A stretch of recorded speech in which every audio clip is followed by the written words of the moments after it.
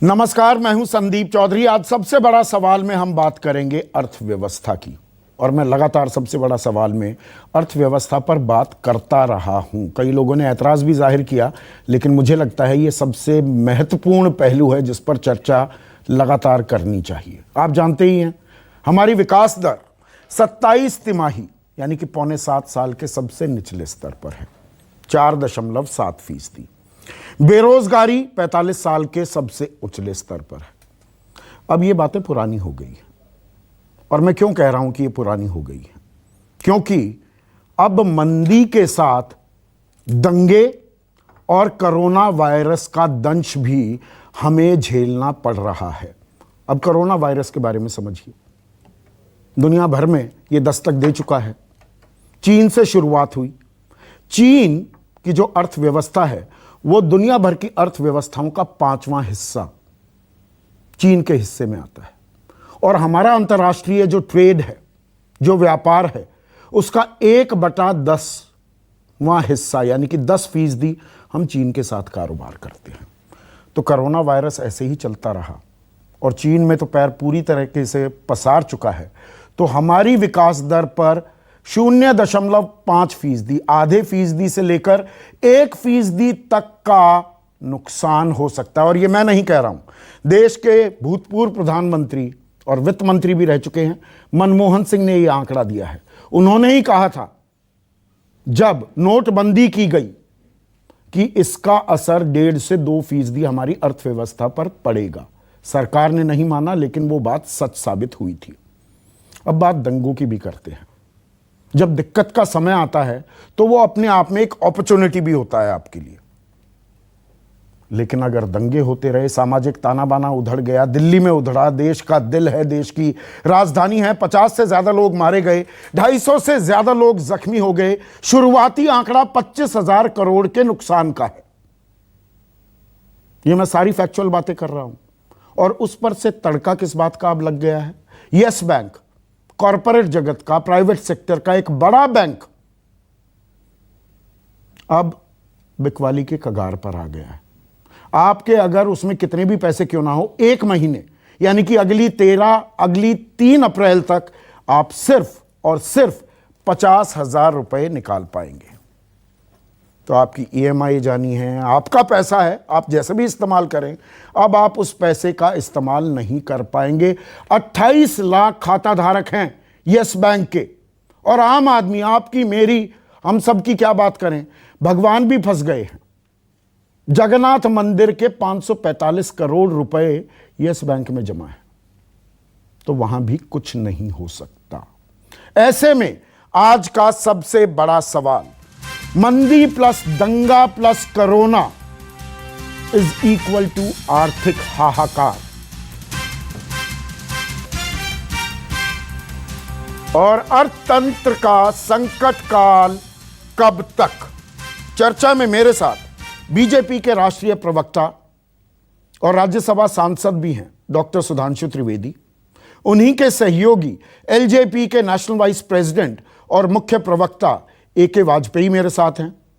कांग्रेस के राष्ट्रीय प्रवक्ता चरण सिंह सापरा मेरे साथ हैं, और साथ ही साथ विजय सरदाना, जाने माने अर्थशास्त्री। और सुधांशु से बात करूं, अभी वो कनेक्ट हो रहे हैं। आप लगातार ये कहा करते थे AK वाजपेयी साहब कि अरे बिजनेस चैनल बना दिया संदीप भाई आपने, तो लगातार अर्थव्यवस्था की बातें करते हो। सही साबित हुआ में जरूरी थी वो बातें? नहीं, तो ये तो हम संकट काल में है ना, इसको ऐसे ना लो, इसको ऐसे ना लो। कोरोना वायरस कोई मैन मेड क्रिएशन तो नहीं है। आर्थिक संकट जो है उससे की बड़ी दुहाई दिया करते थे ना। अरे भाई, उसको ना लो आप। देखो, चीजों को संकट को समझिए। कोरोना वायरस है, दंगे हैं, दंगे क्यों किए जा रहे हैं, इस पे भी जाना पड़ेगा। आर्थिक मंदी क्यों है, उस पे जाना पड़ेगा। उसके लिए क्या क्या उपाय हम लोग कर रहे हैं, ये सरकार ईमानदारी से प्रयास कर रही है कि नहीं कर रही। देखिए, परिस्थितियों से तो जूझना पड़ेगा। ईमानदारी की दुहाई कब तक दी जाएगी कि हम ईमानदारी से काम कर रहे हैं? जिस तरह की परिस्थिति आएगी, देश की अर्थव्यवस्था गर्त में जाती दिख रही है।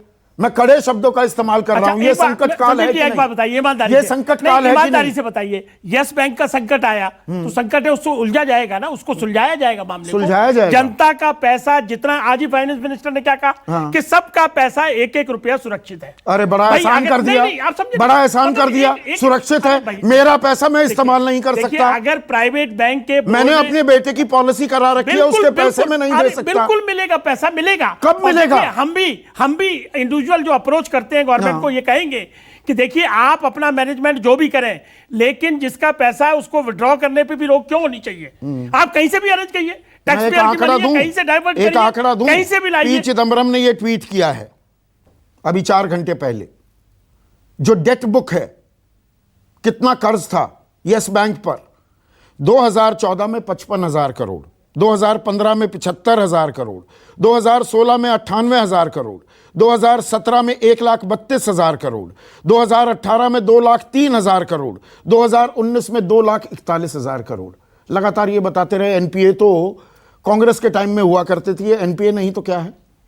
नहीं, एनपीए हैं, लेकिन देखो मेरा सिर्फ ये कहना है, ये सरकार ईमानदारी से प्रयास कर रही है, नंबर 1। एक नंबर 2, जिस तरह की परिस्थिति आएगी, जो उचित उपाय होंगे, वो सारे के सारे ईमानदारी से किए जाएंगे। इसके अलावा अगर और कोई उपाय होता है आपके पास तो आप सजेस्ट कर दीजिए। सरकार तो सबको वेलकम कर रही है, लगातार इकोनॉमिस्ट को भी एक बुला रही है। लगातार आप एक शब्द का इस्तेमाल कर रहे हैं, सुधांशु त्रिवेदी, AK वाजपेयी यहां पर शब्द इस्तेमाल कर रहे हैं, सरकार ईमानदारी से कोशिश कर रही है। अरे भाई, इतनी ईमानदारी मत दिखाइए। 6.25 साल के सबसे निचले स्तर पर विकास दर, बेरोजगारी 45 साल के सबसे उचले स्तर पर, बैंक एक स्वाहा हो गया, 28 लाख धारक रोते फिर रहे हैं सड़कों पर। इतनी ईमानदारी से काम मत कीजिए।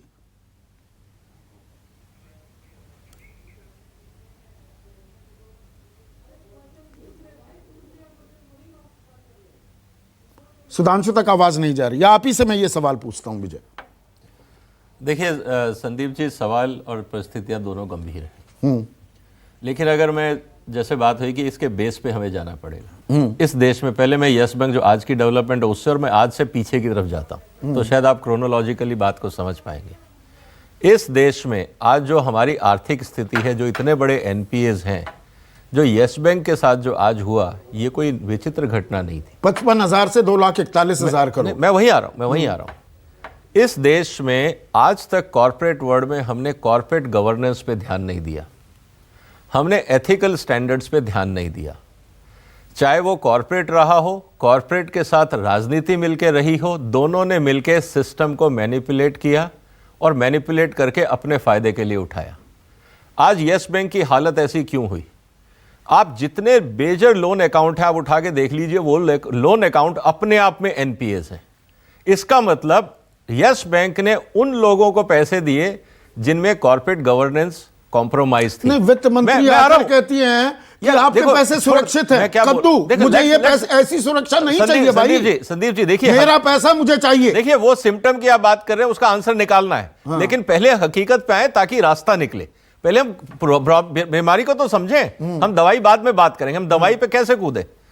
इस देश में जब तक कॉर्पोरेट गवर्नेंस और एथिकल स्टैंडर्ड्स को हम क्रिमिनल ऑफेंस नहीं बनाएंगे, उनका वायलेशन करने वाले को अकाउंटेबल नहीं बनाएंगे, यस बैंक पहली और आखिरी घटना नहीं है, इसके बाद भी होंगी। पहली बात तो पार्लियामेंट को कॉर्पोरेट गवर्नेंस, मैं वहीं आ रहा हूं, उसके बाद भी हमने नहीं सीखा। इसलिए पार्लियामेंट सेशन में है, एथिकल स्टैंडर्ड्स और कॉर्पोरेट गवर्नेंस को जब तक वायलेशन को आप क्रिमिनल ऑफेंस नहीं बनाएंगे, यह घपलेबाजी चलती रहेगी। यह पॉलिटिकल सिस्टम को सोचना पड़ेगा, पहली बात। दूसरा सवाल यह आया है कि आपके जो, बिकॉज आपके यहां कॉर्पोरेट गवर्नेंस और एथिकल स्टैंडर्ड नहीं थे, इसलिए आप हर कानून को यह सोच के बनाते रहे कि कोई इसमें घपला नहीं कर ले, कोई मैनिपुलेशन नहीं हो जाए। सबसे बड़ा जो आपका एनपीएस खड़ा हो रहा है आज, जिसमें यस बैंक, उसका भी एक भागीदारी आ रही है, वो है आपका टेलीकॉम सेक्टर। आपने ऑक्शनिंग करी, क्योंकि एथिकल स्टैंडर्ड्स नहीं थे तो सुप्रीम कोर्ट ने कहा ऑक्शनिंग करी, क्योंकि हमारे को सिस्टम में मैनिपुलेशन दिखता था। क्यों करना पड़ा? अगर आपके एथिकल स्टैंडर्ड्स होते तो ऑक्शनिंग नहीं होती, फॉर्मूला बेस पे काम होता। ठीक है, कहने का मतलब है कि रूट पे जाना पड़ेगा। ये क्यों हो रहा है? पर यहां पर तो ये बताया जाता है ना, सब चंगा सी, सुधांशु, सब चंगा सी, all is well. Yes bank की हमने बात कर ली है तफसील से, मैं उस पर आपसे टिप्पणी नहीं चाहूँगा। अब वित्त मंत्री कह देती हैं कि आपका पैसा सुरक्षित है। अरे भैया, ऐसी सुरक्षा मुझे नहीं चाहिए। पर सवाल ये है कि मंदी की तो हमने बहुत बात की, ऊपर से ये दंगा, ऊपर से कोरोना वायरस, हम आर्थिक संकट, एक संकट काल में पहुंच गए हैं। अब ये सरकार मानने को तैयार है कि नहीं है?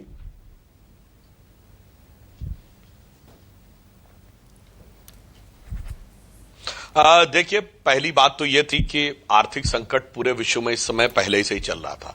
कोरोना वायरस ने उसको और बढ़ा दिया है। पहले ही अमेरिका और चाइना के बीच में जो प्रतिद्वंद्विता चल रही थी, तो वो तो अपने आप में एक ऐसी समस्या है जिससे सभी को जूझना है, जिस पर कि अकेले सरकार का नियंत्रण नहीं है, न सरकार अपने स्तर से ही स्वयं सारी चीजों को सॉल्व कर। सरकार का तो कहीं पर भी नियंत्रण नहीं दिख रहा है। बैंक वाली बात कही तो एक स्टेप सरकार उठा सकती थी, जो सरकार ने काफी पहले ही उठा लिया है। हाँ, नहीं, मैं बता रहा हूं जहां से सरकार कर सकती थी। पहले नियम यह था कि यदि बैंक डूब जाएगा तो किसी भी व्यक्ति को अधिकतम 1 लाख रुपए मिल सकते थे। अब हमारी सरकार ने बढ़ाकर 5 लाख रुपए कर दिए, जिससे लगभग 87 से 88% खाता धारकों की जो जमा राशि है वह सुरक्षित हो गई है कि यदि कोई ऐसी स्थिति आ जाती है। इसके ऊपर भी नजर रखा हुआ था। परंतु मैं एक और बात कहना चाहता हूं संदीप जी, संसद का बजट सत्र चल रहा है। बजट सत्र में तो आर्थिक विषय के ऊपर बात होनी चाहिए ना। ये पिछले 1 सप्ताह से संसद इंस्टॉल किस बात को लेकर है? आर्थिक विषय को लेकर, विकास के मुद्दों को लेकर जिसपे बात करते हैं, या वो जो बेरोजगारी की तथाकथित बात करते हैं उसको लेकर है, या तो सीए को लेकर है।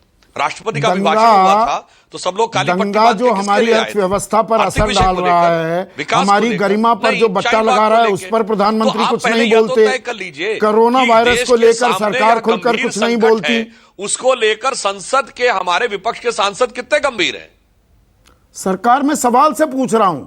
ये नया नैरेटिव जो चल गया है ना, विपक्ष से सवाल पूछिए। मेरा काम सीधा है, मैं जो भी सरकार में उससे पूछता हूं। सारा डिटेल्स देश के सामने रखा। दंगे को लेकर कोई बयान नहीं आता, गृह मंत्री इलाके तक में नहीं जाते, कोरोना वायरस पर सरकार खुलकर कुछ बोलने को तैयार नहीं। हम तो चर्चा कर,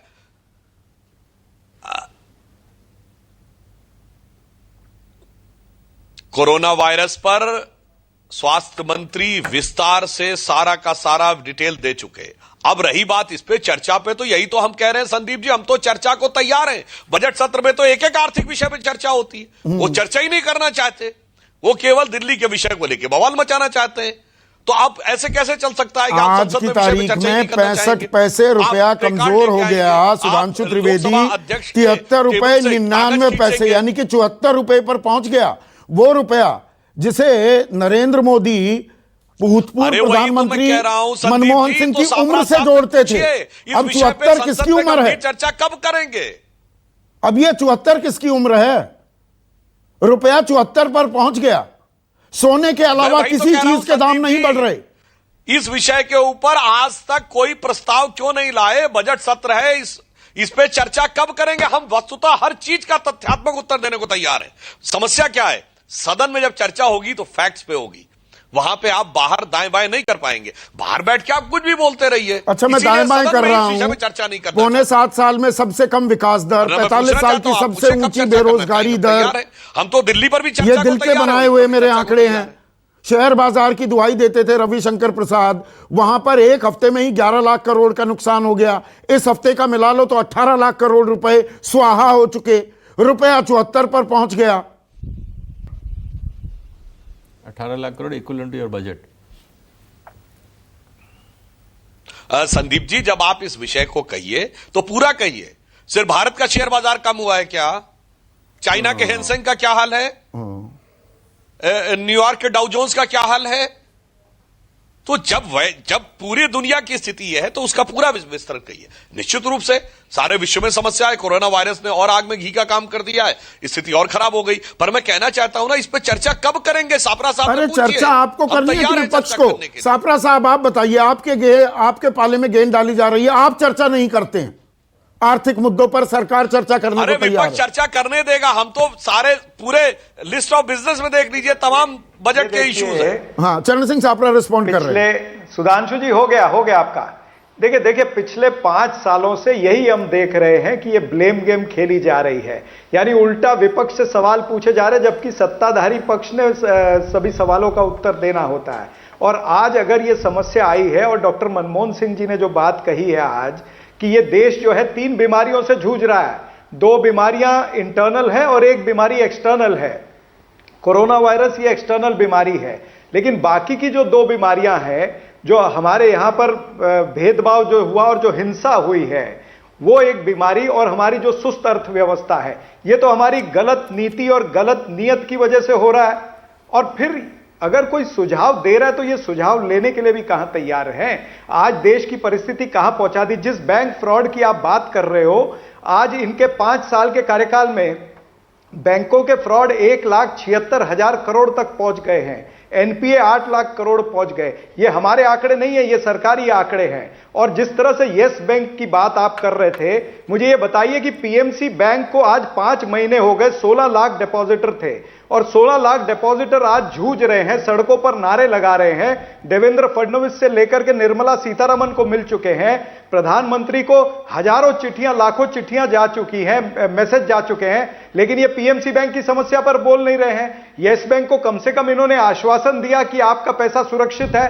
पीएमसी बैंक के खातेधारकों को तो यह भी आज तक नहीं कहा कि आपका पैसा सुरक्षित नहीं है। क्या वो पाकिस्तानी है? ठीक वो है, भी हिंदुस्तानी सुधांशु से मैं उन्होंने भी रिस्पॉन्स आपको चाहूंगा। वोट सुधांशु दिया है। त्रिवेदी स्क्रीन पर। और सुधांशु, आपने वक्त निकाला, आपको कहीं जाना था, मैंने आग्रह किया तो आप बैठे, इसके लिए मैं शुक्रिया करूंगा। तो आखिरी सवाल मैं आपसे पूछ लेता हूं, और यह गंभीर सवाल है। देखिए, कुछ साल पहले तक भारत की तू बोलती थी पूरी दुनिया में, हमारी इकोनॉमी की तरफ, हमारे बाजार की तरफ सबकी निगाहें टिकी हुई थी।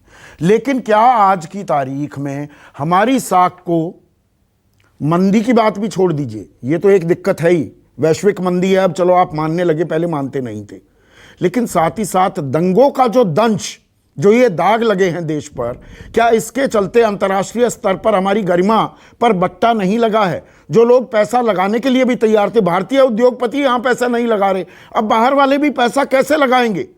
ये संकट और गहराएगा क्या?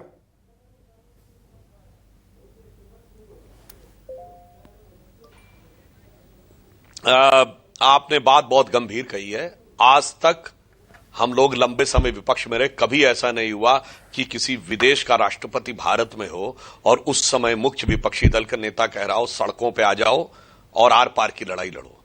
ये अंतर, संदीप जी, क्या आया? हम 2020 में बैठे हैं, 1920 में असहयोग आंदोलन चल रहा था, कुछ लोग सड़कों पे आ गए थे, चौरी चौरा में आगजनी हो गई थी, जब जलियांवाला बाग कांड के बाद का असहयोग आंदोलन, अंग्रेज की सरकार के खिलाफ का सहयोग आंदोलन। महात्मा गांधी ने कहा था हिंसा हमें स्वीकार नहीं है, सारा आंदोलन रोक दिया था। मगर ये राहुल और सोनिया गांधी की कांग्रेस है कि जब डोनाल्ड ट्रंप यहां पर हैं, वो आगजनी हिंसा फैलाने वालों से कह रहे हैं सड़क पे आ जाओ, आर पार की लड़ाई लड़ लो। ये अंतर हो गया है। ऑफ इवेंट्स में जाना पड़ेगा। चरित्र में समस्या सिर्फ एक, ये जो दिल्ली बारूद पर बैठी हुई थी, ये बारूद कैसे तैयार हुआ, इसमें भी जाना होगा। आप माचिस की तिल्ली की बात कर रहे हैं सिर्फ, इससे बात नहीं चलेगी। सुधांशु त्रिवेदी, हाँ बिल्कुल सही बात है। ये बारूद का ढेर किसने तय किया था? शाहीन बाग में किस पार्टी के लोग गए थे? सिर्फ एक ही पार्टी के लोग गए थे ना। दुधमुहे बच्चों के मुंह से आजादी के नारे लगवाने वाले, बताइए, जिस बच्चे को पता नहीं, जो ढंग से और जवाब में क्या कहा? उससे वरिष्ठ करंट लगाने से लेकर, गोली मारने से लेकर, आतंकवादी कहने से लेकर, पाकिस्तान कहने से लेकर, था ताहिर हुसैन। वो माहौल किसने बनाया?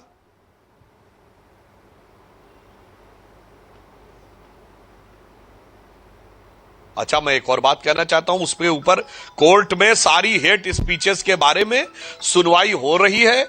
जब सारी की सारी चीजें सामने आ जाएंगी, किसने क्या बोला था। मैं एक और बात फिर कहना चाहता हूं दोबारा, मुझे बात समझ में नहीं आती है।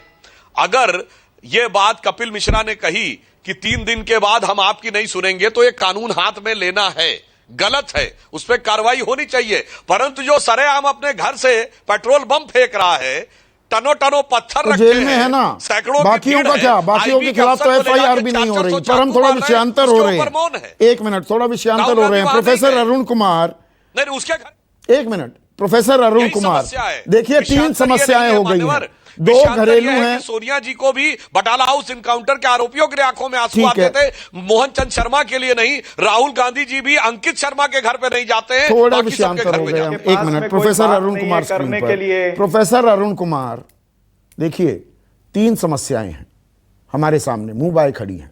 2 घरेलू हैं, मंदी और दंगा। तीसरा बाहर से आया कोरोना। ये संकट काल में आ गए हैं हम। अगर मैं सीधा पूछूं आपसे,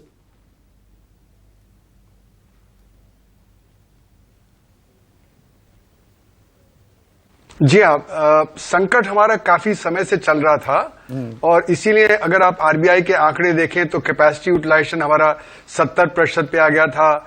इन्वेस्टमेंट हमारा गिर रहा था और वो बढ़ने का नाम नहीं ले रहा था। हालांकि सरकार ने कॉर्पोरेट टैक्स में रिडक्शन किया, स्टॉक मार्केट हाई पे पहुंच गया, इंटरेस्ट रेट काट दिए गए, लेकिन इन्वेस्टमेंट नहीं बढ़ रहा क्योंकि डिमांड कम हो गई थी। तो ये हमारे पॉलिसी शॉक्स जो आए पिछले 3 साल में उसकी वजह से थी। और अब उसमें आप जोड़ दीजिए कि ये जो येस बैंक का क्राइसिस है, इससे फिर हमारा फाइनेंशियल सेक्टर एक बड़े क्राइसिस में आ गया है और ये जो एनपीए की समस्या है ये फिर सामने आ गई। और जो बिजनेस कॉन्फिडेंस जो डाउन था, अब बिजनेस कॉन्फिडेंस और कम हो जाएगा। और कोरोना वायरस जो आया है उसकी वजह से भी जो अर्थव्यवस्था में एक जो परेशानी प्रोफेसर का अरुण दौर है, कुमार, वो बहुत तेजी से बढ़ डॉक्टर रहा है। मनमोहन सिंह ये क्योंकि कहते हैं हम ट्रेड, लगभग ट्रैवल, 1991 के युग टूरिज्म, में ये आ सारी गए चीजों पे हैं। असर पड़ा प्रोफेसर है। साहब एक मिनट सुनिए। डॉक्टर मनमोहन सिंह कहते हैं, आज लेख लिखा है एक अखबार में उन्होंने, कि हम 1991 के युग में आ गए हैं। इस विपदा में, इस आपत्ति के काल में भी एक अपॉर्चुनिटी है, पर वो अपॉर्चुनिटी अगर हमें ग्रैब करनी है, सेकंड जनरेशन रिफॉर्म्स को किक इन करना है, सबसे पहले सामाजिक समरसता हमें कायम रखनी होगी।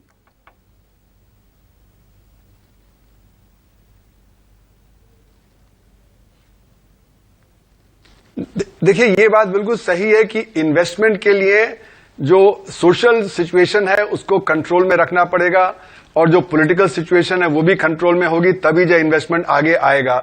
अगर अनिश्चितता के दौर बना रहेगा, ये जो सोशल जो अपहीवल हुआ है इससे एक अनिश्चितता का दौर बढ़ गया है और कोरोना वायरस से उससे और ज्यादा बढ़ गया है। और जो आरबीआई के आंकड़े अक्टूबर में आए थे उन्होंने दिखाया था कि बिजनेस कॉन्फिडेंस बहुत कम हो गया है और कंज्यूमर कॉन्फिडेंस भी कम हो गया है। और ये जो अभी जो हुआ है, अनिश्चितता जो बढ़ी है सोशल जो कॉन्फ्लिक्ट की वजह से, उससे कंज्यूमर कॉन्फिडेंस और डिक्लाइन हो गया है। तो ये इससे संकट काल है, ए.के. वाजपेयी, ये संकट काल है।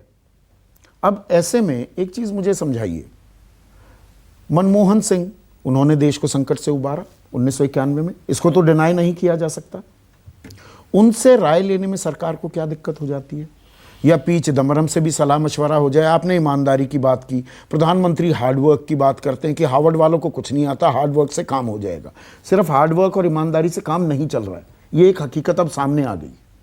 नहीं, इसको आप दूसरे तरीके से लें। देखिए, सरकार तो काम कर रही है, ऐसा नहीं है, सरकार के रिफॉर्म्स के लिए भी काम करे। किसी तरह से नतीजे नहीं आ रहे हैं ना? नतीजे नहीं आ रहे, नतीजे आने में टाइम लगेगा। एक बात आप समझिए, जैसे छोटा सा एग्जांपल, 100 लाख करोड़ रुपए जो लगाए वो इंफ्रास्ट्रक्चर में लगाए, कहां लगाए? क्यों अनाउंस ख्याली पुलाव है। नहीं, ख्याली पुलाव है। हमारा बजट कितना है? एक सेकेंड, हमारा बजट कितना है? एक सेकंड, 52,000 करोड़ हमारा टोटल आउटले 30 लाख करोड़ का है।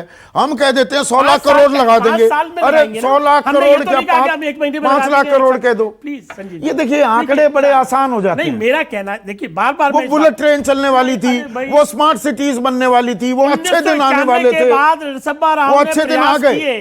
तो जब जीडीपी बढ़ी कि हमारी की नहीं बढ़ी, वही प्रयास हम कर रहे हैं, लेकिन इसमें विपक्ष का बड़ा रोल है। मैं वही सवाल आप ये मत पूछा। कहिए कि तो विपक्ष से सलाह मशवरा क्यों नहीं करते? आप अगर गुमराह क्यों करेंगे? सोशल इनस्टेबिलिटी क्यों लाएंगे समाज में?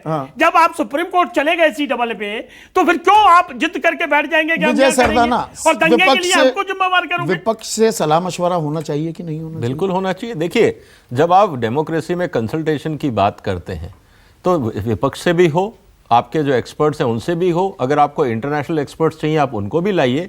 एंड ऑफ द डे आप अवर्जन नहीं रख सकते ना, हार्वर्ड वालों को कुछ नहीं आता, देखिए हम हार्ड वर्किंग लोग हैं। देखिए, नॉलेज बेस की कोई जात नहीं होती, कोई धर्म नहीं होता। आपको नॉलेज चाहिए इस देश को आगे बढ़ाने के लिए, जहां से मिले खुले दिल से लीजिए, क्रेडिट आपको मिलेगा। देखिए, समस्या क्या है, अगर आपके राज्य में इकोनॉमी सुधरती है, चाहे आपने नॉलेज कहीं से भी ली, बेनिफिट और क्रेडिट तो कैप्टन को जाता है ना। नहीं तो आप ये तो कहने का मतलब है कि आपका कोच नहीं, आप ये मान नहीं, लीजिए बात ये मतलब कि क्या आप- विपक्ष देखिए, निकालना बात वो नहीं नहीं है, है, बात ये सबसे बात ये देश है। सबका है ना। देखिए आपके पास टीम आपने है। कांग्रेस ने या विपक्ष यार, ने सरकारें चलाई अपने हिसाब से, वाजपेयी साहब, हमने तो कुछ नहीं वाजपेयी किया उसमें। साहब, बात- अब हम अपने हिसाब से नहीं, रिमोट आपके कर पास रहे हैं। टीम है, लेकिन हाँ, आप फिर- कोच भी तो ले सकते हो। नहीं, तो सोच ले रहे हैं, हम लोग भी नहीं, ले रहे हैं, बाकायदा कॉर्पोरेट से चरण सिंह सापरा, आखिरी सवाल, एक मिनट, चरण सिंह सापरा, सबसे सलाह मशवरा हो जाए इसमें दिक्कत क्या है? देश तो सबका है ना। ज्ञान कहीं से भी मिले। नहीं, सलाह मशवरा तो प्रधानमंत्री ने करना चाहिए ना, हम तो यही कह रहे हैं। और डॉक्टर मनमोहन सिंह जी ने इनको अच्छी सलाह भी दी है, कम से कम वही पढ़ लें। और एक और करना चाहिए प्रधानमंत्री को, ये जो गोली मारो गैंग है, इस गोली मारो गैंग पर जब तक प्रधानमंत्री नियंत्रण नहीं करेंगे तब तक इस देश के अंदर आर्थिक परिस्थिति, सामाजिक परिस्थिति इसी तरह से रहेगी और नहीं तो और बिगड़ती रहेगी। ये सारा आज जो चल रहा है, जिस वजह से हमारी आर्थिक परिस्थिति पर और भी प्रभाव पड़ेगा, ये कोरोना वायरस हो गया या ये सामाजिक तनाव हो गया, जब तक प्रधानमंत्री अपने ये गोली मारो गैंग का मुंह बंद नहीं करेंगे, इनके ऊपर कार्रवाई नहीं, करेंगे, इन्हें सम्मानित किया अपने जाएगा, आप पे भी लागू इन्हें करो तो ना। सम्मानित किया जाएगा। कपिल मिश्रा को वाई सिक्योरिटी मिल जाती है। मैं सुधांशु त्रिवेदी से एक दिन कह रहा था, उनको पास भी वाई सिक्योरिटी है। मैंने कहा दोनों सेम पेडेस्टल पर आ गए हैं, सुधांशु त्रिवेदी भी और कपिल मिश्रा भी। तो यहाँ तो पदोन्नति होगी। एफआईआर दर्ज नहीं की जा रही है, जिसका सीधा मतलब होता है फर्स्ट इंफॉर्मेशन रिपोर्ट, पहली जानकारी मिली और आपने रिपोर्ट दर्ज की। उसके लिए भी हाई कोर्ट ने भी टाइम दे दिया। अब हाई कोर्ट भी अपनी एक नई नज़ीर पेश कर रहा है कि 1 महीने का टाइम दे दिया, तारीख तय की है 6 हफ्ते बाद। तो हमें इन पहलुओं पर सोचना होगा, क्योंकि देश हम सबका है, अर्थव्यवस्था तेजी से दौड़ेगी तो सबको फायदा होगा। इसी उम्मीद के साथ आज के लिए बस इतना ही। नमस्कार। सबसे बड़ा सवाल,